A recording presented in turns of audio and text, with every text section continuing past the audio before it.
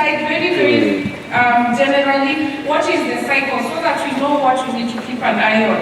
The first thing that will happen is review of the PC guidelines. Like now, between around March, we review what has been the experience, what is the feedback, how can we improve on what we look at. And then between May, we will have negotiation of the performance targets. So what are you planning to do? What does the budget allocate? What does the priorities of better say? Are we really aligned to ensure we get those targets? Then around the month of June is vetting. Vetting is just quality assurance.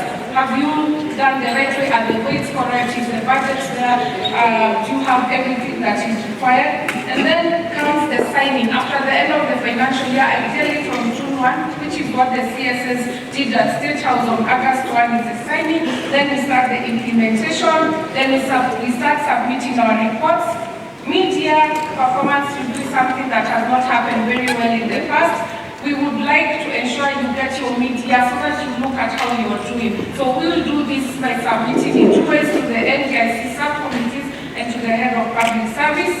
And then once we are through with that, we have the evaluation of how you did, and then we release the performance report. Then we deploy either the rewards or the sanctions. Our recommendations, we obviously have an issue of exchequer. I don't know how Professor Ndungu will ever run out away from this, but it's a quagmire.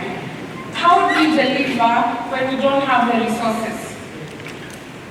Whatever we have prioritized needs resources. So it is a big challenge. I listened to the former head of public service, Ambassador Mugaura, talk about not having pending bills. But from where I sit as an accounting officer, I cannot incur pending bills irregularly. The reason I incur pending bills is because I have a budget for it. I can't go on increase and commit on anything if the budget was not there. The issue is how to pay for it. So that is a really big issue, and probably a discussion is to happen. Targets versus budget. Then accountability.